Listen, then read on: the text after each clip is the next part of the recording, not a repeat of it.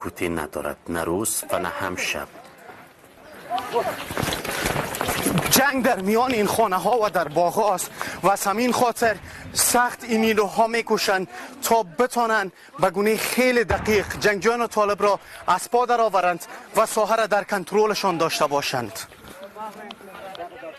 فرماندهی نیروها بود. جنگ های زیاد را با طالبان این نظامی پوش فرماندهی کرده بود. اینجا طالبان به سرش با گلوله بستند.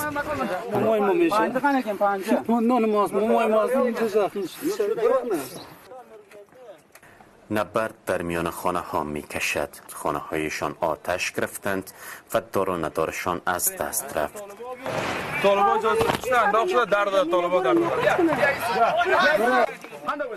به خانه می رسیم که در همسایگیش طالبان سنگر گرفتند.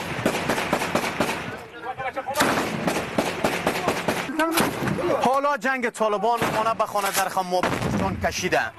نیروها هم در آن قولیه که طالبان از گلوله باری میکنند. شاید هم در میان این خانه ها که طالبان جابجا شده به غیر نظامیان هم آسیب برسد، اما این نیروها در نبرد شدید با جنگجویان طالب در اون سوی قولی هستند. کلاه سفید لنگی چقدر پی یک رقم پلنگی در جانش است، پلنگی جمپران در جانش است. ندن گفت ندن ما گفتیم بچه‌ها اینا راحت است.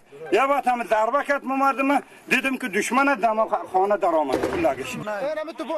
این پلنگی پوش گلوله به شانه‌اش خورده، اما تا هنگام پیروزی دست بردار از جنگ نیست و در کنار یارانش میماند. جنگ برم خط محاصره ما کردم هم دشمنه.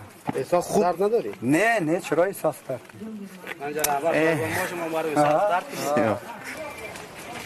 سرانجام این نبرد با چند کشته و زخمی از هر دو طرف پایان می‌یابد. اینان اجساد طالبان در میدان نبرد هستند. جنگجوی دیگری که فرار می‌کرد به چنگ نیروهای دولتی می‌افتد. سیاست طفل اینا در پشت سیاست‌های اینا یا پشت طفلا جنگ میکنه. با ما خاطر جنگ مشکلم همه است. آدم تا دشمن و دوست تثبیت میکنه خیلی مشکلات.